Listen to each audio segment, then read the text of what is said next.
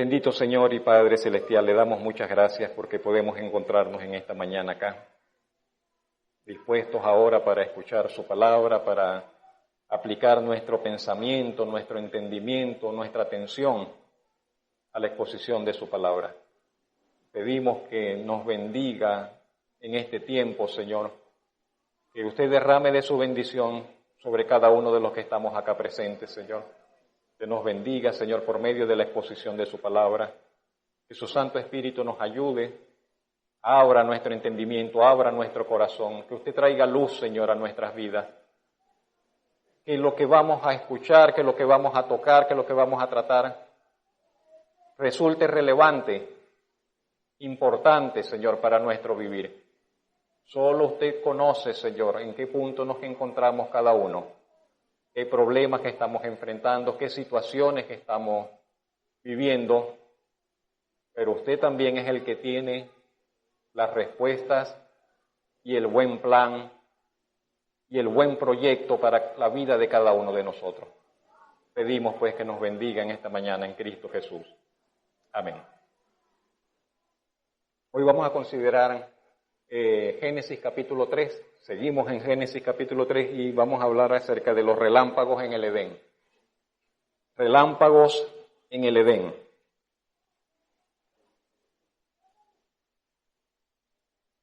Yo creo que esos serían los primeros relámpagos, los que vamos a considerar hoy en el mundo, por cierto. Hay una imagen allí que quiero pedirle que nos quedemos, la próxima, que nos quedemos allí y usted considere, mientras yo comento algunas cosas, usted considere algunos de esos cuadros. Nos quedamos cortos con esas escenas. Lo que quiero decir y lo que quiero que piense usted por un momento, que recuerde por un momento, algo tiene que estar muy mal. Algo tiene que estar muy mal, muy fuera de lugar en nuestro mundo.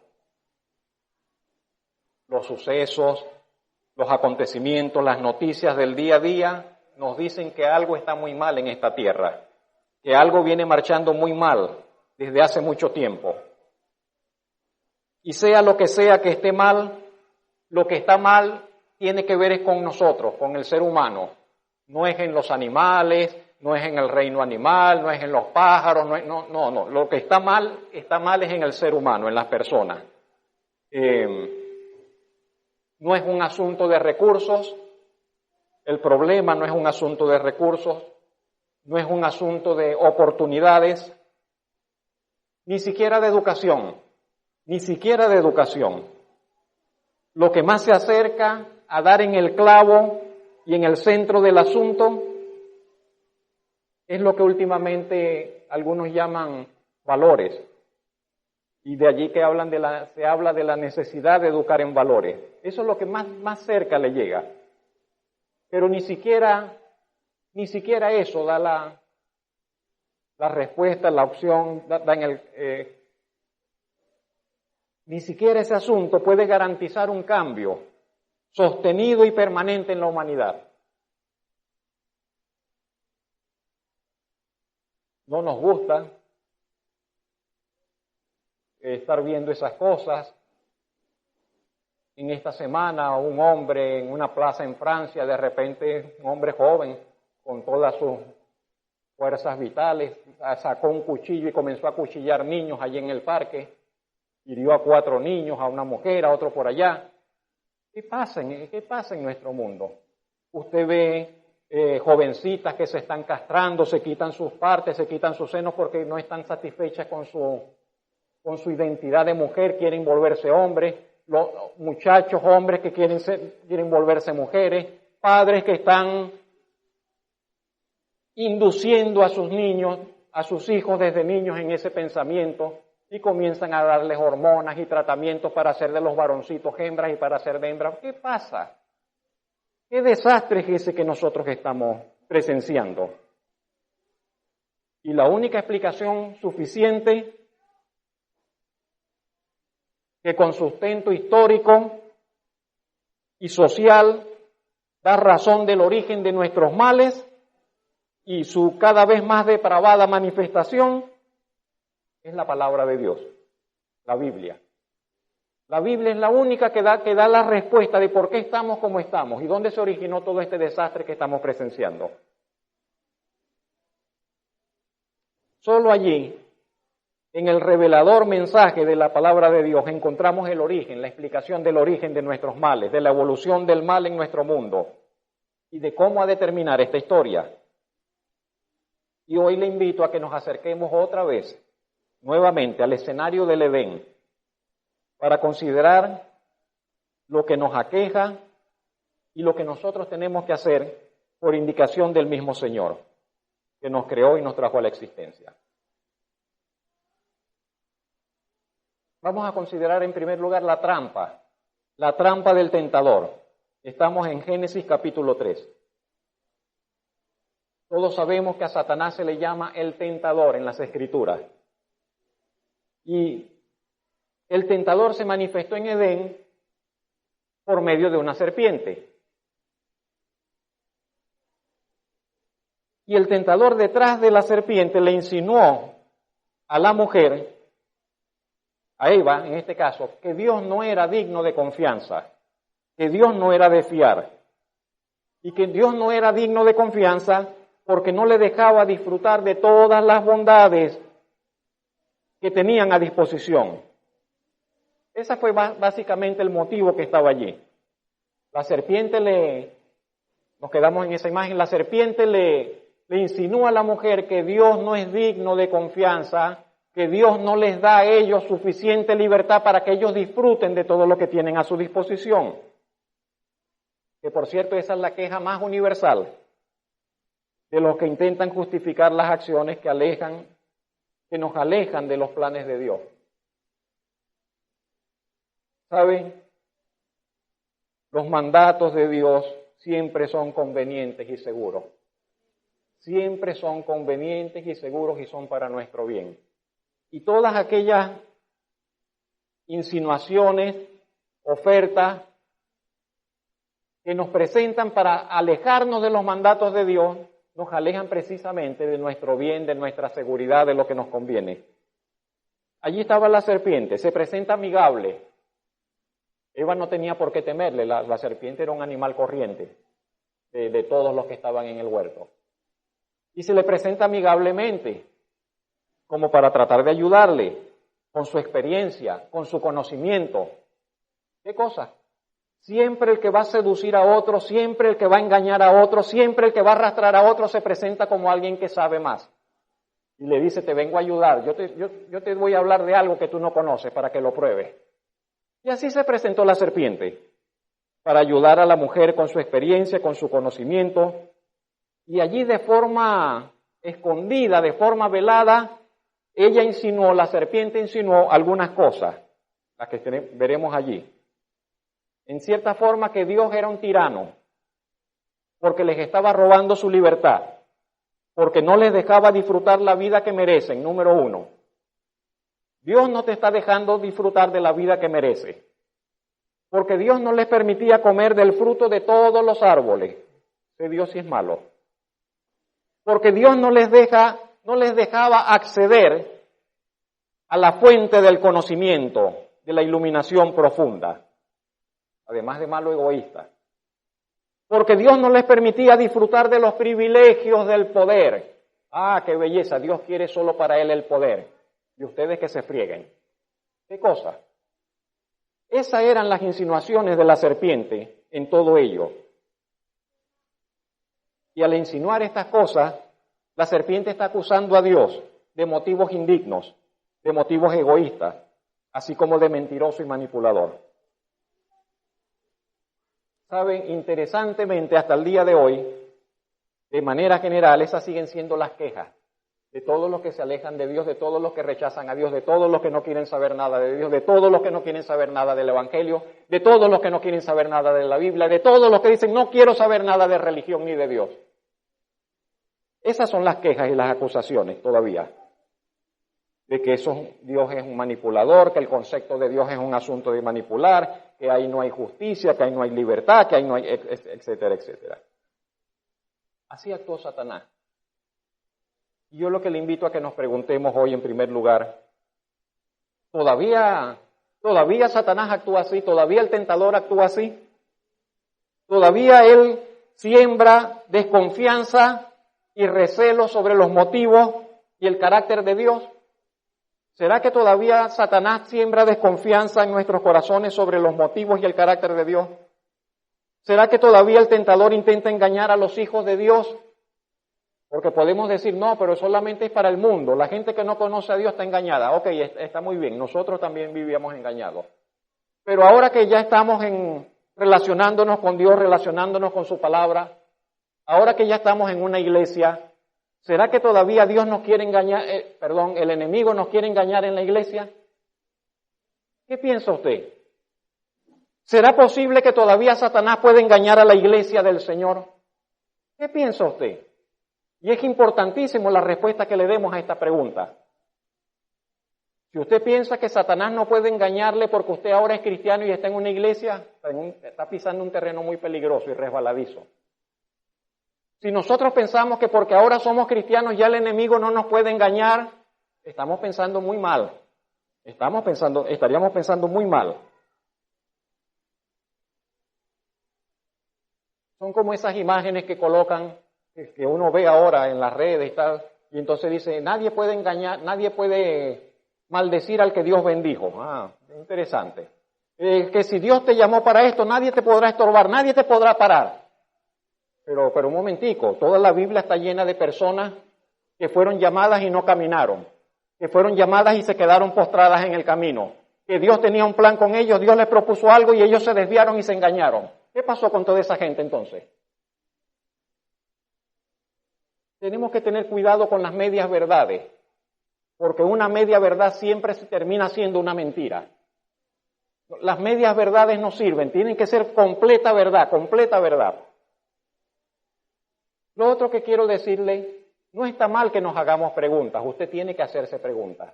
Tenemos que hacernos las preguntas incómodas, difíciles.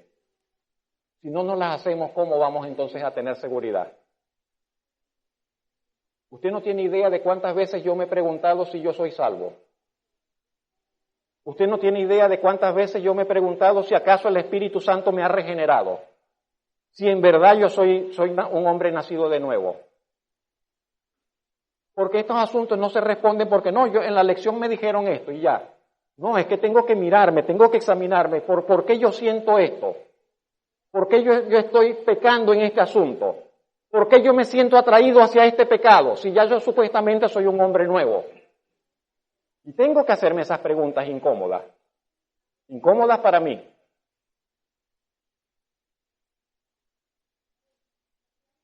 Y usted también tiene que hacérselas. Y usted también tiene que hacérselas. Todos tenemos que hacérnoslas. Y tenemos que hacer las preguntas de la Biblia. Pero de la Biblia de verdad es el libro de Dios. ¿Y por qué? ¿Y qué pruebas hay de que la Biblia es el libro de Dios? ¿Y cómo yo sé que esa Biblia no la cambiaron, no la escribieron adrede, no la manipularon, no la torcieron y que ya esto que nosotros tenemos hoy ya no es el libro original, sino que este es un libro que ha sido manipulado por los intereses de los poderosos, de los políticos, de los religiosos? Tengo que hacerme esas preguntas. Pero me están diciendo que la Biblia, que las palabras originales eran... Tengo que preguntarme, tenemos que hacernos las preguntas. Y no hay problema con que nos hagamos las 1001 preguntas. Y Dios no se ofende con que nos hagamos las 1001 preguntas. Y usted puede someter a la Biblia las 10,000 preguntas, al 1,000,000 de preguntas y habrá respuesta para todo. No hay nada que esconder, no hay nada que ocultar, no hay nada que temer. No vaya a ser que yo mejor no pregunto eso, no vaya a ser que me encuentre con... No, lo que se puede encontrar es con la verdad. La verdad de Dios que es eterna, la verdad de Dios que no cambia, la verdad de Dios que no le hacen mella las objeciones ni las preguntas de las personas. Es la verdad de Dios. Y la Biblia es la palabra de Dios. Yo le preguntaba que nos preguntásemos si acaso Satanás actúa así, si todavía Satanás nos busca engañar, nos busca seducir, si trata de llevarnos a que nos apartemos de lo que Dios dice, de lo que Dios ha mandado. Y lo que le pediría, lo que le aconsejo, lo que le digo es, cuando usted se haga las preguntas, deje que la Biblia le responda. busque siempre la respuesta en la misma Biblia. Porque de poco sirve nuestra opinión. Bueno, yo opino, yo pienso. Ajá, pero esa opinión al fin y al cabo es una opinión humana. Tenemos que ir, ¿qué dice la Biblia? ¿La Biblia enseña que Satanás siguió actuando de esa manera? ¿Que Satanás siguió tentando? ¿Que Satanás siguió engañando? ¿O solamente fue en Edén y ya después se dejó de eso? Cuando nosotros vemos la Biblia, recordemos por ejemplo Mateo capítulo 4, dice que el tentador, así lo llama, el tentador vino a donde estaba el Señor Jesucristo y trató de seducirlo. Y usted sabe, recuerda las 3 clásicas tentaciones que le presentó. Pero si tú eres hijo de Dios, has bendecido, tienes autoridad, tu palabra tiene poder, haz que estas piedras se conviertan en pan. Tan facilito. Y eso era una tentación, y eso era una oferta diabólica. Y el Señor le dijo no, y rechazó la tentación, y ya sabemos cómo la rechazó. Pero si tú eres hijo de Dios, tú tienes que andar siempre en victoria, nunca te va a pasar nada malo. Lo subió en el pináculo del templo y dijo, si te lanzas para atrás, la palabra dice que tu pie no va a tropezar en piedra, y que sus ángeles te van a cuidar. ¿Cuál es el problema? Lánzate. Y así actuamos nosotros, muchas veces como bobos. Y dije, aquí la palabra, tengo la promesa que nada me va a pasar. Yo voy tranquilo. Mejor es que abra bien los ojos por donde está pisando. Porque estamos puestos para sujetarnos a la voluntad del Señor. Y el Señor Jesucristo también rechazó esa propuesta. Y finalmente, usted sabe, lo llevó a la cumbre de un monte, le mostró todos los reinos, la gloria de los reinos de este mundo y le dijo, todo esto será tuyo, pero así fácil. Sin tener que trabajar, sin tener que sufrir, sin tener que ir a una cruz, solamente te postras y yo te entrego todo esto sin pasar por tanto trabajo y sufrimiento. Y sabemos también que el Señor Jesucristo rechazó, y como lo rechazó y el diablo finalmente se apartó. Pero no solamente pasó con el Señor Jesucristo. El apóstol Pablo le escribe a los hermanos de Corinto y le dice, me preocupa que el enemigo haya venido y los haya seducido así como engañó a Eva. Le dice Pablo a la iglesia. El apóstol Pedro dice, cuídense del diablo, tienen que resistirlo. Resístanlo, sométanse a Dios y resístanle hasta que él huya. Y así, en diversos lugares y en diversas citas, nosotros tendríamos que concluir que ciertamente Satanás no ha cambiado de proceder, sigue actuando así, con cristianos y no cristianos. ¿Cuál es el objetivo del tentador? ¿Qué es lo que busca el tentador? ¿Qué es lo que buscaba el tentador? Siguiente. De manera general diríamos, Satanás buscaba y busca siempre estorbar los planes y propósitos de Dios.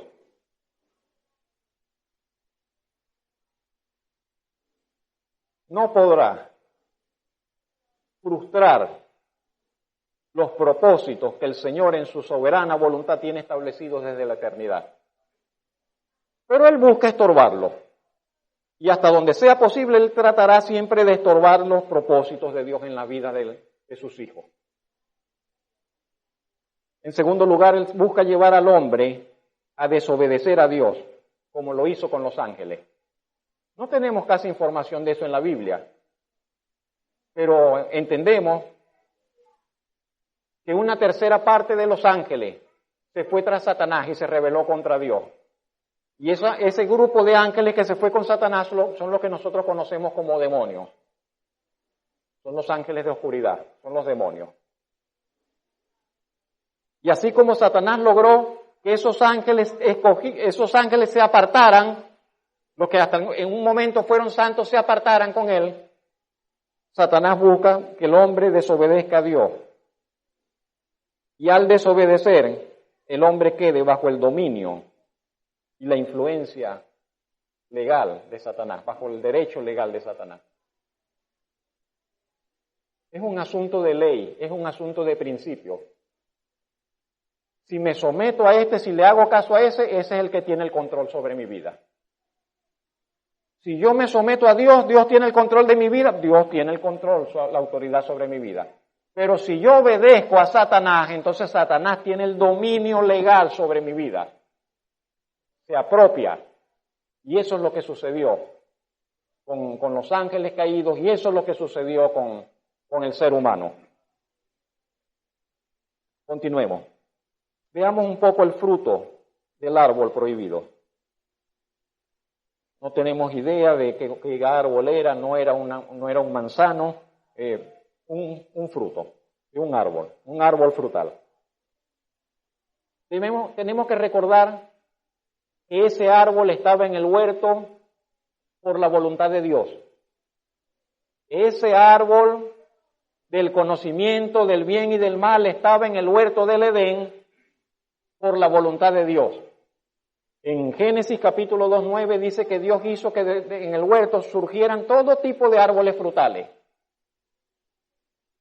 Que la tierra produjese todo tipo de árboles frutales y también el árbol de vida.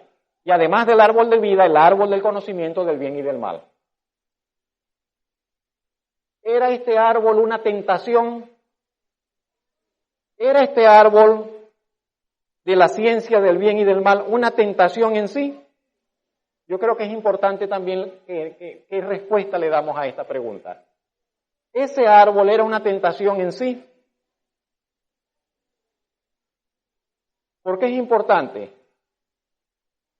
Porque la respuesta que nosotros demos a esto tiene que ver con las tentaciones que nosotros enfrentamos en nuestra vida diaria, que usted enfrenta en la vida diaria. ¿Quién colocó ese árbol allí? Dios. Dios colocó ese árbol allí. Y dijimos la semana pasada que ese árbol estaba allí para probar. ¿Qué cosa? ¿Para probar qué? La obediencia y la fidelidad del ser humano. La obediencia y la fidelidad del hombre para con Dios. Por lo cual podemos decir que ese árbol no era una tentación. Ese árbol no era una tentación. ¿Cuánto tiempo tuvo ese árbol allí antes de que llegase la serpiente? No sabemos. Un día, semanas, meses, años, no sabemos. Nunca fue una tentación hasta que llegó la serpiente. Cuando llegó la serpiente, vino a ser una tentación, por lo que veremos más adelante. Pero ante esta escena de un árbol que está allí para probar la fidelidad, que no es una tentación en sí, ante esta escena yo me pregunto y le invito a que usted se pregunte, ¿cuántas cosas hay en nuestra vida que no son una tentación? Que no son, así no, permítame expresarlo de esta forma. ¿Cuántas cosas hay en nuestra vida, naturales y aún lícitas, cosas lícitas en nuestra vida, que luego vienen a ser causa de pecado? Por nosotros dar cabida al maligno, al tentador y su venenosa influencia en nuestros pensamientos y corazón. No sé si me expliqué. ¿Cuántas cosas hay en nuestra vida que son buenas, que son naturales, que son de Dios y se volvieron una causa de pecado para nosotros porque le dimos cabida al diablo en nuestra mente? ¿Ya más o menos me explico?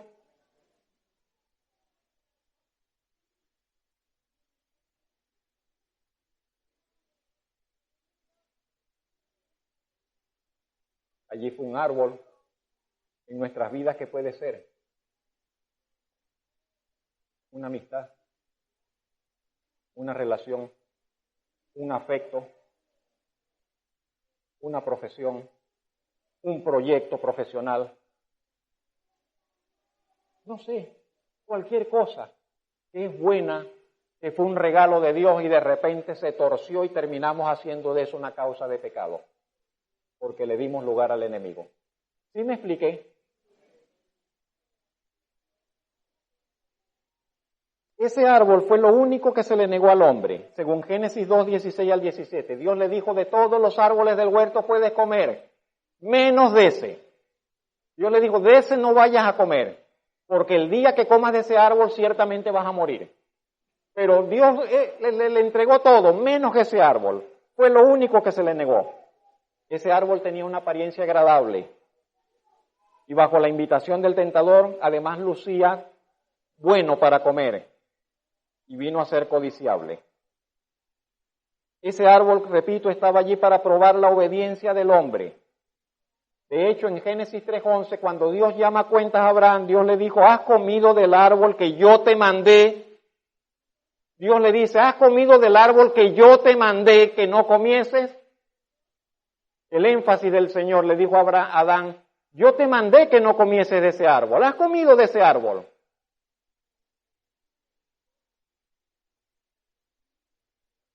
Todos sabemos, el árbol estaba allí para probar y Adán y Eva resultaron aprobados o reprobados. Resultaron reprobados. Y es importantísimo, mis hermanos y amigos, que valoremos ese resultado de lo que allí pasó. De lo que allí pasó, de ese fracaso, de las implicaciones de ese fracaso ante la única prueba que Dios le sometió, a la que Dios le sometió. Una sola prueba le puso Dios al hombre, una solita, y en esa única prueba ellos fracasaron.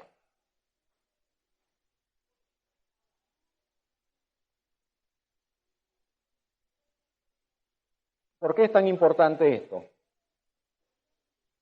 Las fotos que estaban al inicio, los males que están a nuestro alrededor, todos los males de nuestra vida están conectados con ese fracaso.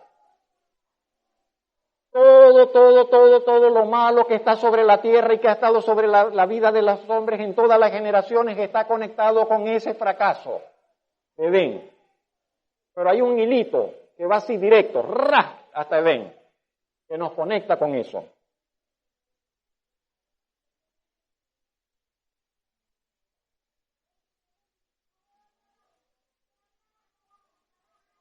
No se creía. Si dijésemos, no puede ser que sea tan así. Pero ese fracaso, esa traición en Edén, esa desobediencia en Edén, puso de manifiesto que en el ser humano hay una inclinación. Esto va a sonar fuerte, pero que en el ser humano hay una inclinación a la traición. Que en el ser humano, quien quiera que sea, está inclinado hacia el mal. El ser humano es incapaz de ser fiel. El ser humano es incapaz de ser fiel y perfectamente obediente para con Dios. Eso es lo que dice Génesis. Si el hombre no teniendo pecado, si Eva no teniendo pecado, si viviendo en condiciones perfectas, fueron capaces de darle la espalda a Dios, de desobedecer el mandato de Dios, de rebelarse contra Dios, ¿qué esperanza hay para nosotros? Dice, no, pero es que no puede ser tan así. Tiene que haber, no. Si le dan otra oportunidad, vamos a darle otra oportunidad al hombre a ver si demuestra que es diferente. Toda la historia humana, siglo tras siglo, son las oportunidades. Y en todas ha salido reprobado el ser humano. Dios escogió a Abraham y sacó un pueblo de la descendencia de Abraham, Israel. Pero ahí está el pueblo de Dios. Bueno, veamos la historia del pueblo de Dios. La historia de Israel es la historia de todos los fracasos del pueblo de Dios. Y fracasó aquí, y fracasó acá, y fracasó acá, y fracasó todo el tiempo el pueblo de Israel. Y sigue fracasando. Pero vamos a ver la historia de la iglesia. No, esa será una historia distinta. No, vemos la historia de la iglesia. Y la iglesia va de fracaso en fracaso, hasta donde nos encontramos en este momento. Parece un circo, la iglesia de hoy. Parece un circo, parece una gallera, parece una cosa rara, parece una... ¿Qué cosa?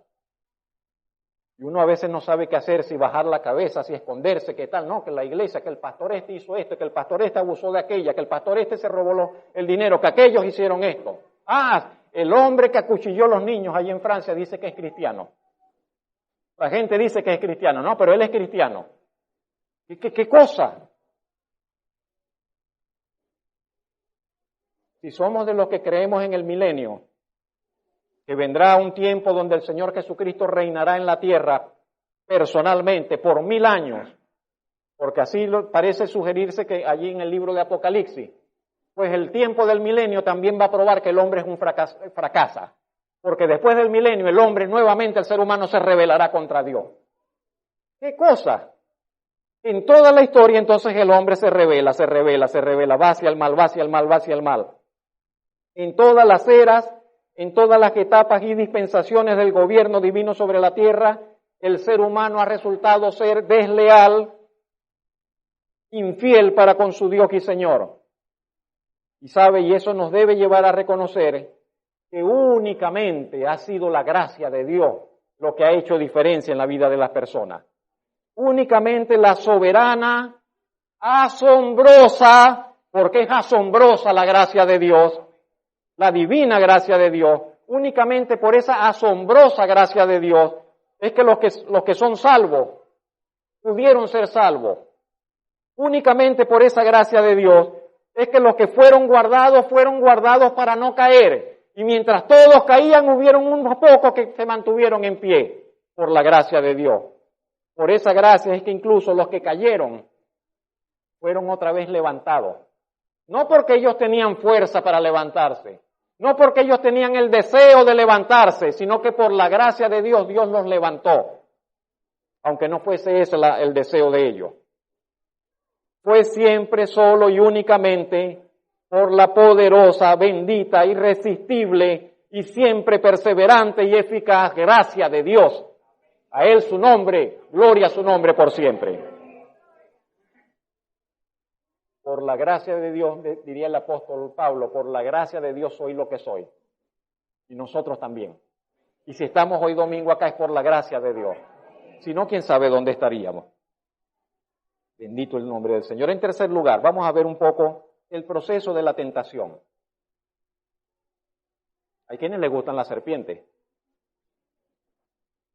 Las tienen de mascota. Está bien. Yo las prefiero de lejos y en foto. El proceso de la tentación. Nosotros vivimos en un mundo caído, mis hermanos. Un mundo caído, un mundo que está estructuralmente afectado por las consecuencias y el poder del mal que se desborda. Un mundo donde no es una sola decisión como en Edén. En Edén fue una sola decisión. Pero nosotros estamos en un mundo donde son millones de decisiones diariamente que se toman en abierta oposición, en descarada rebelión contra Dios. Por eso las leyes que se van promoviendo, el asunto de vamos a acabar con todo lo que, vamos a borrar el nombre de Dios, pareciera que dijesen. Vamos a borrar el nombre de Dios, Dios fuera de las escuelas, Dios fuera de las leyes, que matrimonio, no, ningún matrimonio, institución sagrada, vamos a acabar con eso. Esto que están acabando con todo. Pareciera que están acabando con todo. Y eso nos habla de que vivimos en un mundo que está estructuralmente muy dañado, afectado por el mal.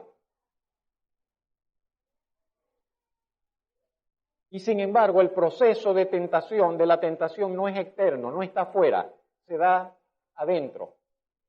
El proceso de la tentación es algo que sucede interiormente. Y así como Adán y Eva, mejor dicho, así como Eva fue seducida, envuelta, engañada por el tentador, así en la actualidad Satanás envuelve, seduce y engaña a las personas.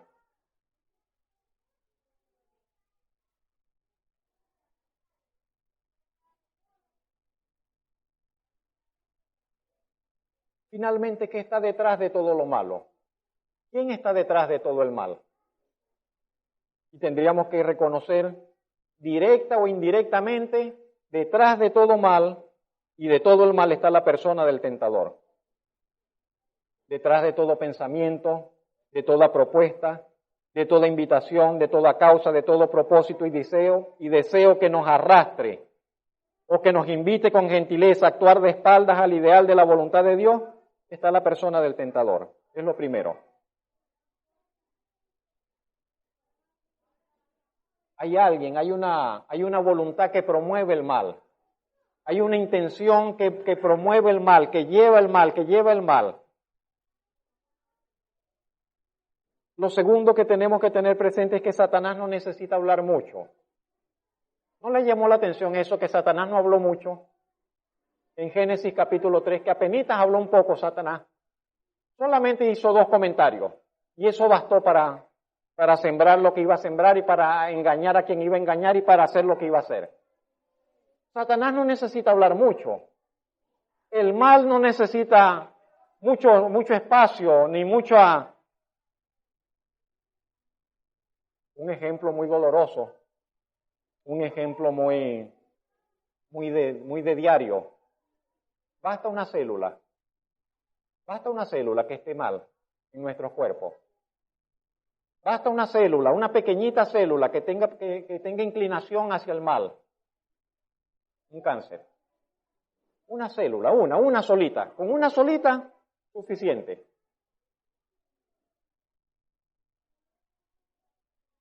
Un solo pensamiento, una sola idea puede acabar con todo. Un solo pensamiento y se acaba el matrimonio. Una sola idea equivocada y se fractura la relación matrimonial. Por un pensamiento que no es correcto. ¿Sí me explico? Satanás no necesita venir con una cátedra de 10.000 libros para envolvernos. Basta solamente con que aceptemos una palabra, una frase, una propuesta. Y eso fue lo que pasó con Eva. Solamente necesitó 2 afirmaciones. Creo que están allí. Siguiente. Adelante. Una pregunta de pretexto. Con que Dios os ha dicho. Ya con eso les dijo. Ese era el pretexto. Ese era el pretexto. ¿Qué cosa? Que tantas tentaciones, tantas propuestas del mal vienen así. Pero es que tu papá no te deja hacer nada. Ahí va la púa ahí va la lanza. Pero usted sí está bonita, su esposo no le ha dicho que usted está muy bonita. Allí va la red Pero ¿será que tu esposa no te cuida, que no te alimenta bien y viene del otro lado? No sé de qué forma, pero Satanás solamente necesitó algo. Con que Dios les dijo. ¿Fue que Dios les dijo que no pueden comer de los árboles? En segundo lugar, Satanás lo único que necesitó, una afirmación. Satanás dijo, no moriréis. No, que Dios dijo que vamos a morir. Y Satanás dijo, no van a morir. Lo que va a pasar es otra cosa. En tercer lugar, y una falsa promesa de felicidad. Siempre el mal ofrece promesas de felicidad. Siempre. El pecado se vuelve atractivo porque el pecado promete felicidad. Pero es una falsa promesa. Nunca cumple. Y en todo caso, si el placer llega, es un placer momentáneo y muy breve para luego dar lugar a una tristeza, a una agonía, a un pesar muy largo y muy grande.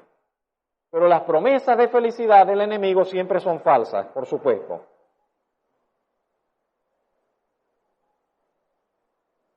¿Cómo experimentamos nosotros ese proceso de la tentación?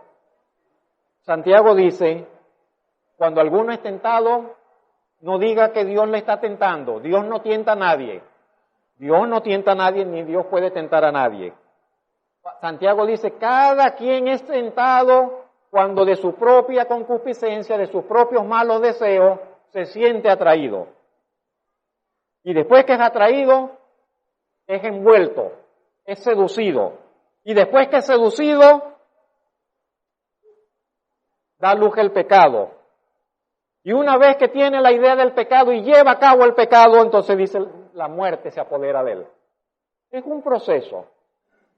No es así que me cayó de primera, no, siempre es un proceso. Comienza la idea se vuelve pensamiento, el pensamiento se vuelve decisión, la decisión se vuelve el acto y el acto se vuelve una causa de muerte espiritual. Algo así pasó con Eva. En Génesis capítulo 3, verso 6, se nos dice que Eva vio que Eva codició y que Eva finalmente comió. Eva está frente al árbol y lo primero que hace es escuchar a Satanás y vio que el árbol era bueno, tenía buena apariencia. Y luego entonces le entró el deseo y codició, dice, bueno, si yo como de este árbol puedo obtener esto. Y finalmente tomó del fruto y comió. ¿Qué hacemos nosotros? ¿Qué puede hacer un cristiano? ¿Qué puede hacer un hijo de Dios cuando cae, cuando entra en el proceso de la tentación?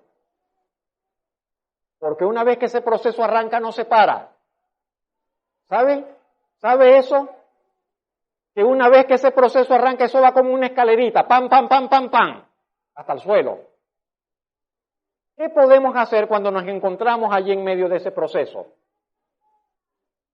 Y nuevamente le diré, vamos a ver qué dice la Biblia, porque el asunto es que dice la Biblia.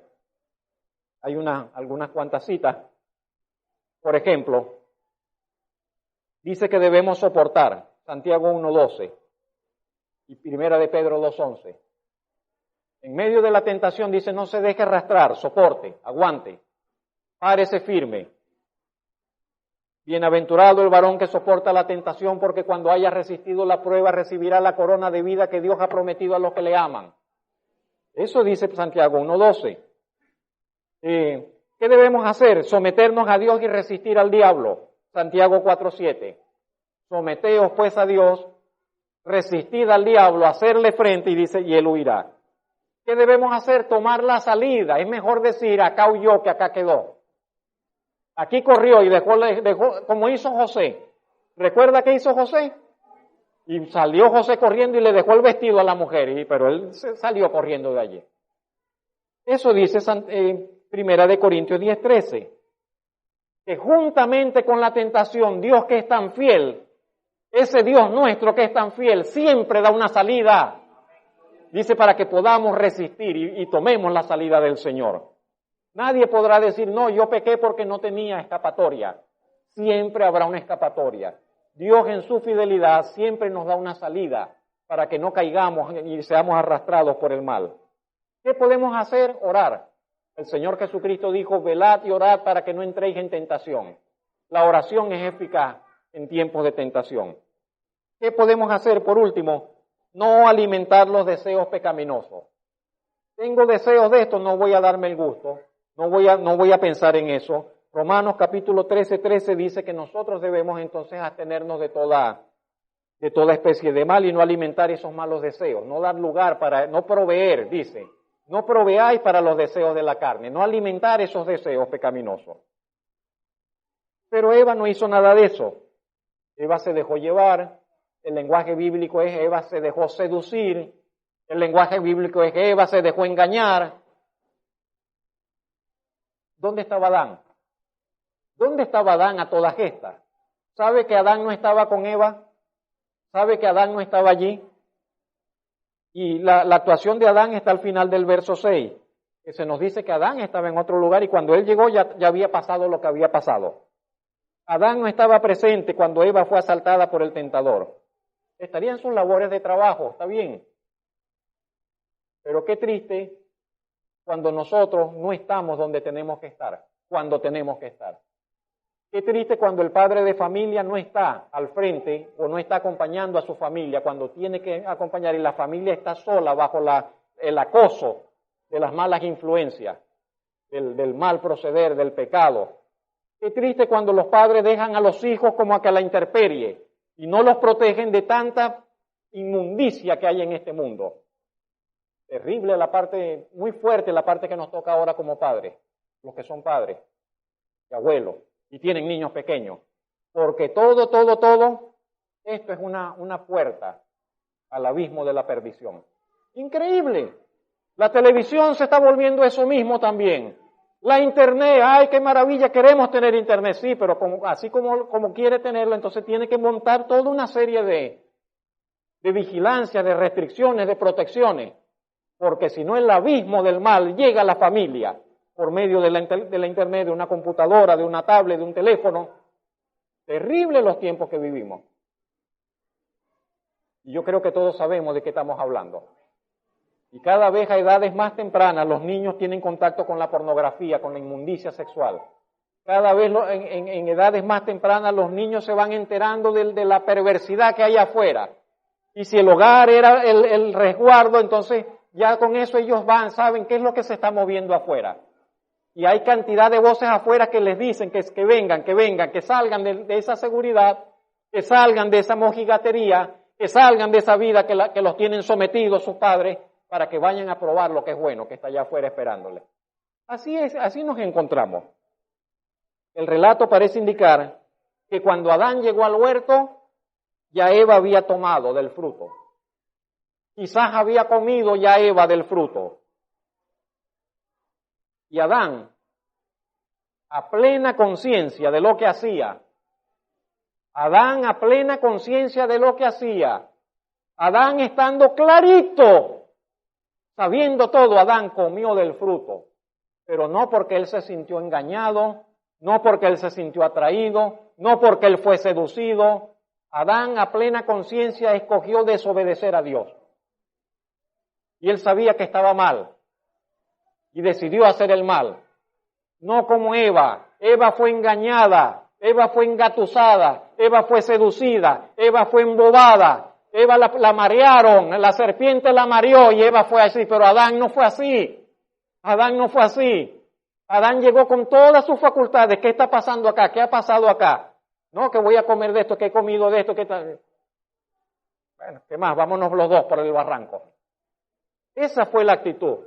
No que lo digo yo, lo dice la Biblia. Lo dice el apóstol Pablo.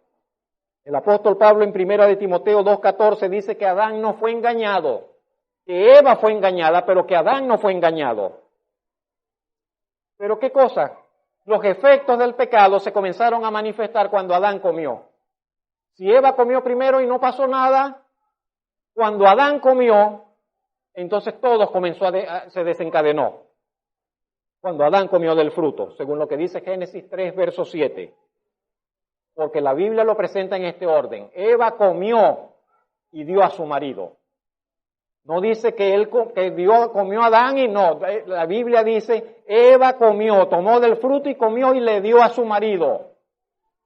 En orden de cómo se dieron los sucesos, Eva estaba allí, Eva fue engañada, tomó del fruto, comió y después le dio a su marido de último. Eso dice la Biblia. ¿Y por qué esto es tan importante? ¿Por qué este asunto es tan importante? De que quién comió primero, de que si el otro fue engañado, quién no fue engañado. ¿Por qué esto es tan importante? Porque Adán era la autoridad y no Eva. Por eso es importante. Porque Adán era la autoridad y no Eva. Adán fue la autoridad establecida por Dios. Porque el apóstol Pablo en 1 de Timoteo 2:13 dice que esto es muy importante porque Adán fue formado primero y después Eva.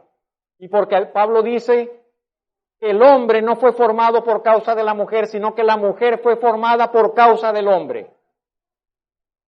Porque Adán era la cabeza de autoridad. Según dice 1 de Corintios 11:7 al 10. En 1 de Corintios 11:7, el apóstol Pablo también, por inspiración del Espíritu Santo, dice que Adán era la cabeza de autoridad. Porque cuando Dios viene a reclamar, como veremos más adelante, Dios no llamó a Eva. Dios no llamó a Eva para decir, Eva, ¿qué pasó acá? Dios llamó a Adán. Y Dios llama a Adán y le dice, ¿qué sucede acá? Porque Adán es el responsable, porque Adán es la cabeza, porque Adán es la autoridad. Un principio para recordar, para terminar este punto. Hay algo que se llama autoridad en la Biblia. Dios es un Dios de autoridad. La autoridad es algo que procede de Dios. La Biblia dice, toda autoridad procede de Dios. Y es como una línea, es como una cadena de mando. Y Dios acá, y el Señor Jesucristo, y la iglesia acá, y autoridad. Y en la iglesia del Señor hay autoridad. Y en la familia hay líneas de autoridad. Y esto choca mucho con el pensamiento actual, con la empoderación feminista. Dice, no, todos estamos al mismo nivel. Revise su Biblia. El pensamiento suena muy agradable y tal, pero no dice la Biblia que estamos aquí, sino así. ¿Pueden las mujeres ser predicadoras, pastoras, apóstolas? Dejamos eso para otro momento. para no meternos en más problemas. Pero sea en la familia, sea en la sociedad, sea en la iglesia, Dios ha establecido principios de autoridad y esos principios están expresados en su palabra. El que resiste a la autoridad, el que dice yo no estoy de acuerdo con la autoridad de Dios, dice resiste a Dios y se opone a Dios mismo. Por eso esto es tan importante. Por eso esto no es un asunto que vamos a hacer una votación, a ver si estamos de acuerdo o no de acuerdo. Esto es un asunto de qué ha dicho Dios y qué ha establecido Dios en su palabra. Y eso es lo que sucedió en Edén. En quinto lugar, mis hermanos, ¿cuáles fueron las consecuencias de la deslealtad y de la desobediencia al mandato de Dios? Los siguientes puntos.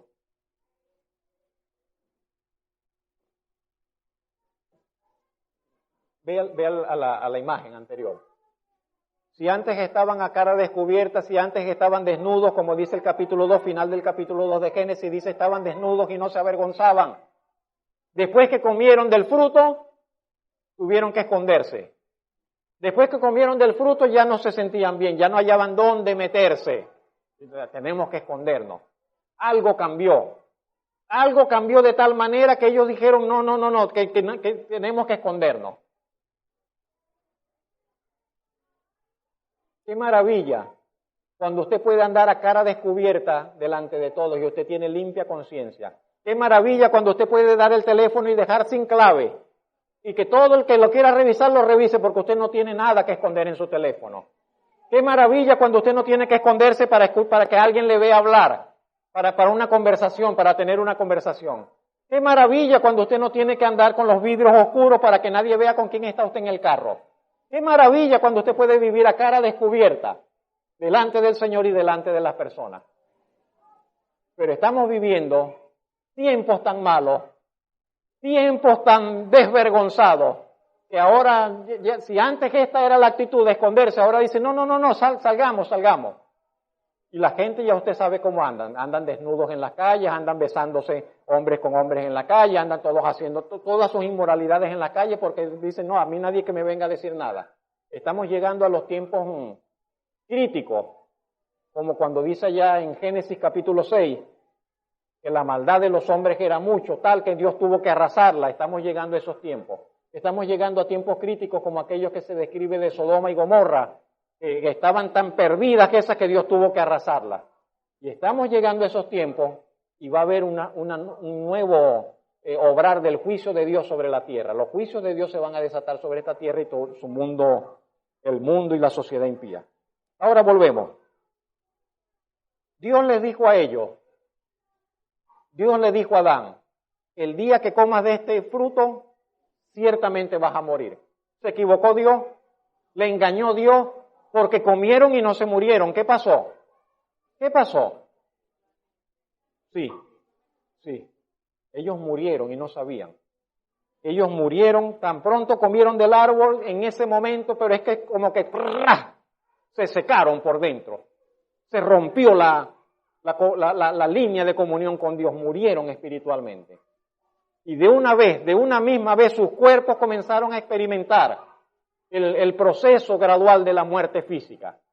Pero en primer lugar murieron inmediatamente cuando desobedecieron a Dios. De allí, que lo primero que ellos experimentaron se sintieron desnudos. Tan pronto ellos comieron, entonces se sintieron que murieron espiritualmente, se sintieron desnudos. Se sintieron, estamos mal, tenemos que cubrirnos, tenemos que escondernos. ¿Qué pasa acá? Comenzaron a tener miedo de Dios. Nunca habían tenido miedo de Dios, ahora tenían miedo de Dios. Si nosotros supiésemos quién es Dios, temblaríamos también al acercarnos ante su presencia. Si nosotros tuviésemos conciencia de quién es el Dios Santo, usted se aseguraría de que todo, usted dice, pero que no tenga ni una manchita, nada, antes de acercarme a Dios, porque Él es santo. Pero como no tenemos idea del Dios Santo, vamos así con las vestiduras todas manchadas y venimos, no importa, Dios es bueno, no importa, Dios me perdona, No, no importa, Dios que es misericordioso, no importa. Sí importa. Importa todo. Lo que pasa es que no tenemos conciencia de que nosotros también debemos ser santos para Él y que debemos acercarnos a Él cuidando nuestras vestiduras, de que no estén manchadas y que nuestra conciencia no esté manchada y que nuestro pensamiento no esté torcido y que el motivo de nuestro corazón no sea desviado, sino que sea recto también. Importa mucho. De allí que cuando el Señor dice en aquel día, ay, se van a dar una sorpresa, porque van a llegar y le van a decir, Señor, aquí estoy, y el Señor le dice, ¿quién eres tú? Señor, yo soy hijo tuyo, en tu nombre hice esto, en tu nombre hice esto, prediqué, en tu nombre hice milagro, en tu nombre profeticé, en tu nombre hice esto. Y el Señor le dice, yo no te conozco, apartado de mí, hacedor de maldad, no te conozco. Por eso yo le digo, usted y solo usted, porque aquí no hay un escáner, vamos a ver si este es cristiano, a ver si tiene el Espíritu Santo, para ver si tiene el Espíritu Santo. No tenemos un escáner acá, no existe tal cosa para ver quién tiene el Espíritu Santo. Y nosotros debemos preguntarnos, ¿y cómo sabe usted que usted está entre los aprobados o está entre los reprobados? ¿Cómo sabe usted si usted le van a dar la bienvenida o le van a decir, apártate de aquí, nunca te conocí? ¿No cree usted que tenemos que preguntarnos esas cosas?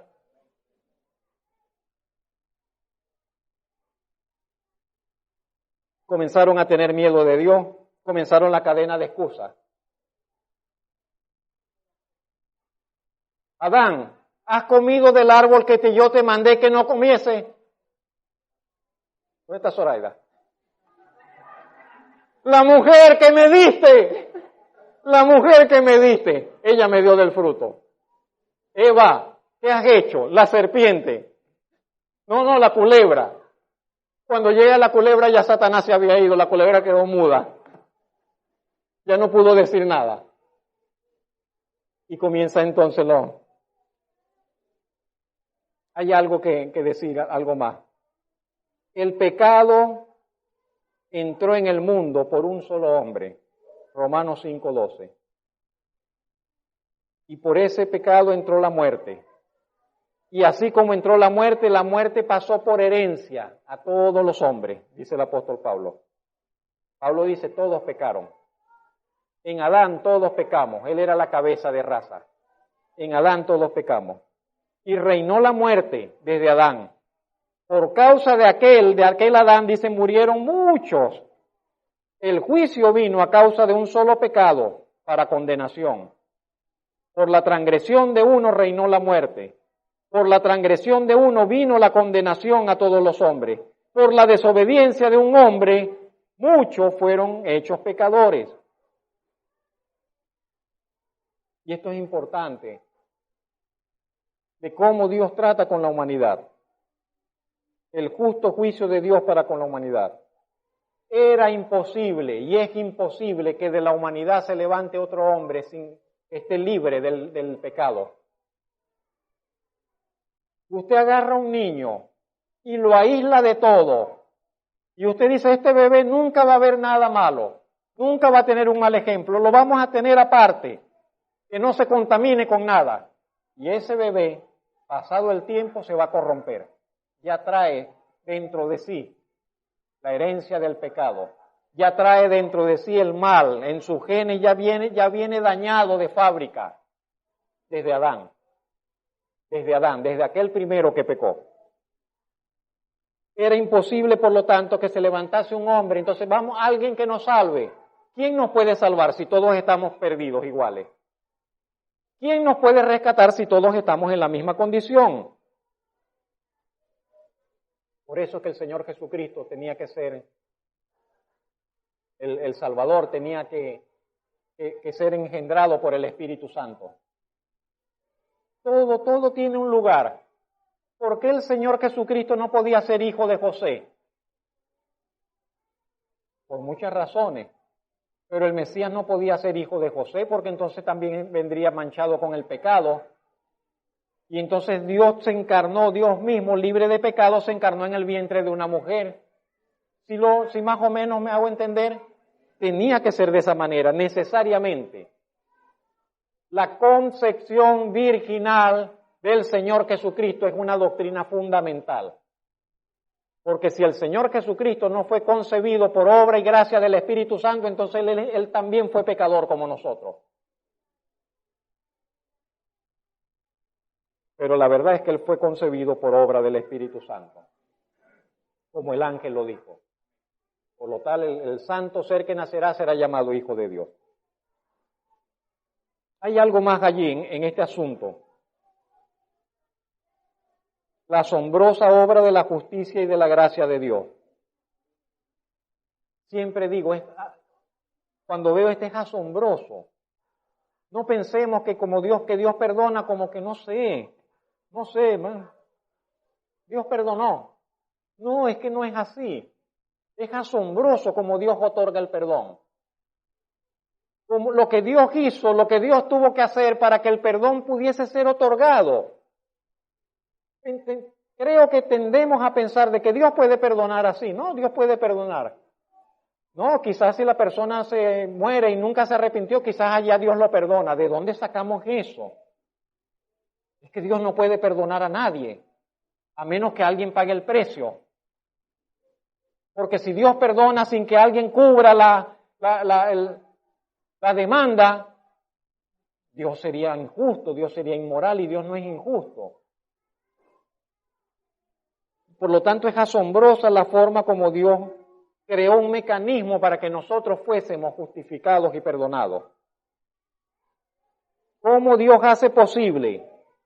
¿Cómo Dios hace posible que hombres y mujeres arruinados por el pecado puedan hallar por la fe en el valor de la muerte del Señor Jesucristo, puedan hallar perdón, puedan hallar justificación, puedan hallar redención, puedan hallar salvación?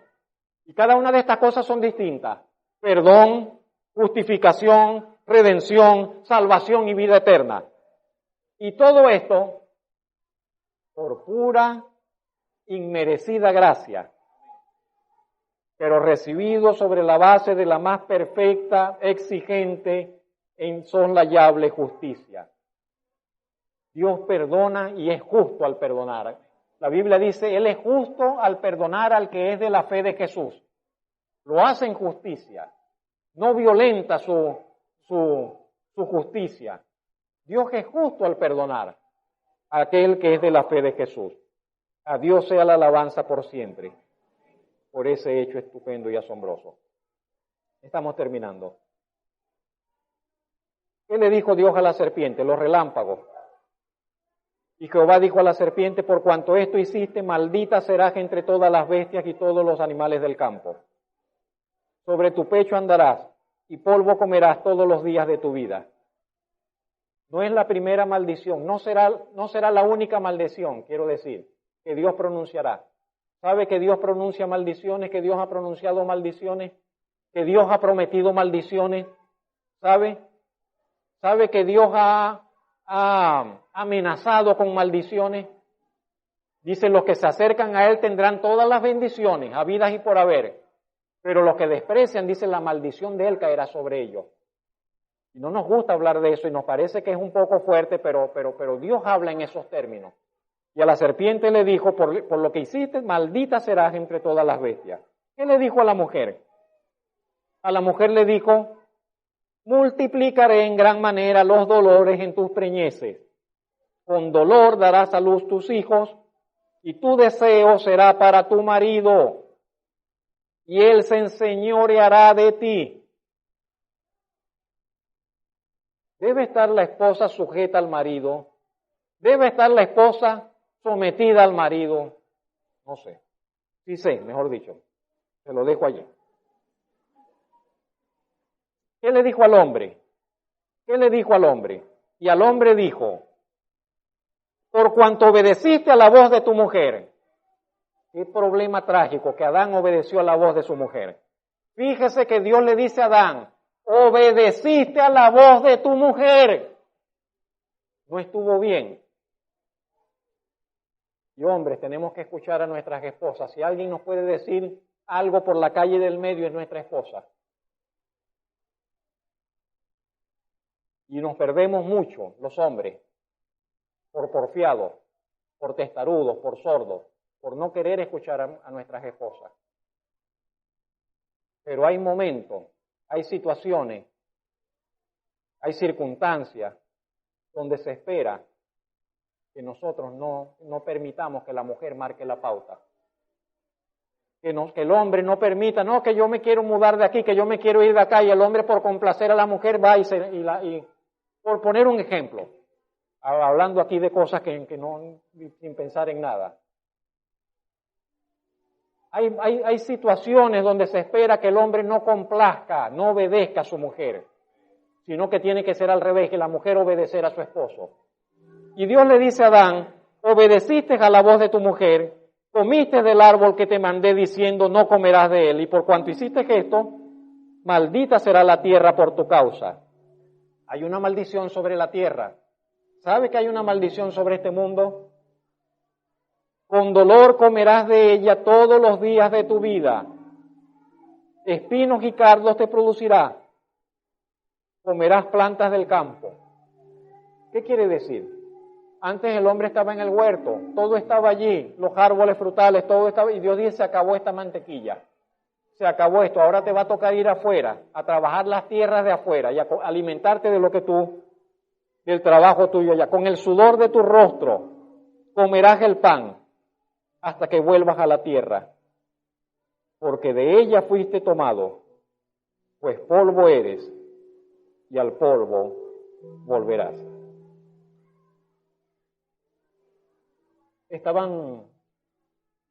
Se inventaron algo ahí con unas hojas de higuera.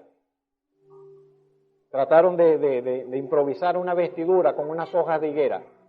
Eso no sirve. Todo lo que el hombre haga para tratar de cubrir su desnudez no sirve.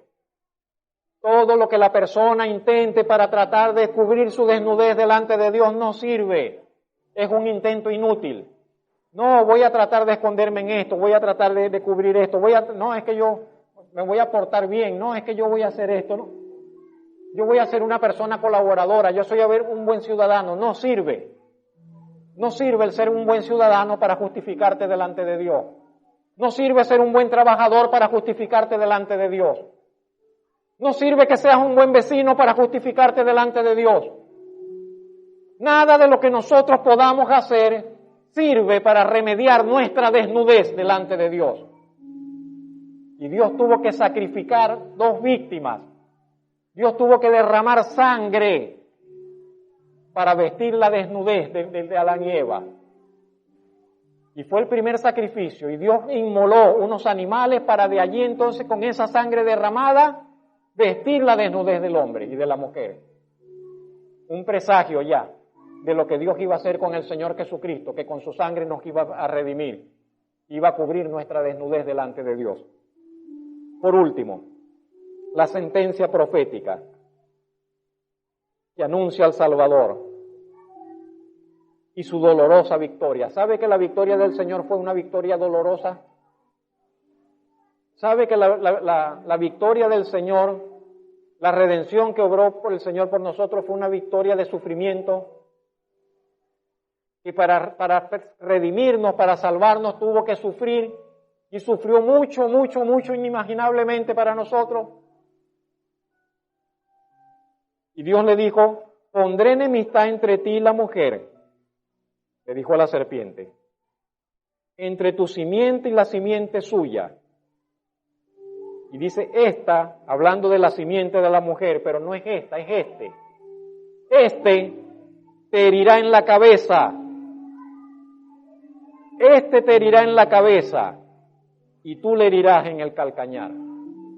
Y el Señor Jesucristo ciertamente hirió en la cabeza a Satanás al morir en la cruz.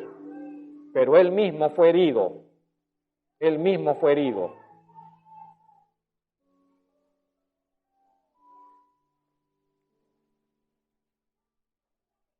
Que no se nos olvide, hemos sido comprados a precio de sangre.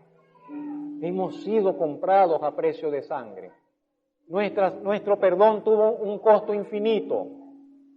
No es poca cosa, no está en cualquier parte, no puede usted buscarlo en la bodega, no puede usted conseguirlo por ningún otro lugar. Si usted tuviese que dejar todas las cosas de su vida, aunque las dejase, con ello no podría comprar nada de ello. Vale todo, vale todo, vale todo. Terminamos con una cita que está en 1 Corintios 15:49. Dice el apóstol Pablo: fue hecho el primer hombre, Adán, alma viviente. El postrer Adán, que es el Señor Jesucristo, dice, es espíritu vivificante. El primer hombre es de la tierra, terrenal. El segundo hombre, que es el Señor, es del cielo. ¿Cuál el terrenal? Tales también los terrenales. ¿Y cuál el celestial? Tales también los celestiales. ¿De cuál es usted? ¿Del terrenal o del celestial? Está invitado a que sea del celestial. Así como hemos traído la imagen del terrenal, traeremos también la imagen del celestial. Alégrese usted en ello. Alégrese usted en ello. Hemos de llevar la imagen del celestial, de nuestro Señor y Salvador. Bendito Padre Celestial, queremos darle gracias en esta mañana. Hemos mirado, hemos echado un vistazo, Señor, a esos sucesos tan significativos que acontecieron en el inicio de nuestra historia.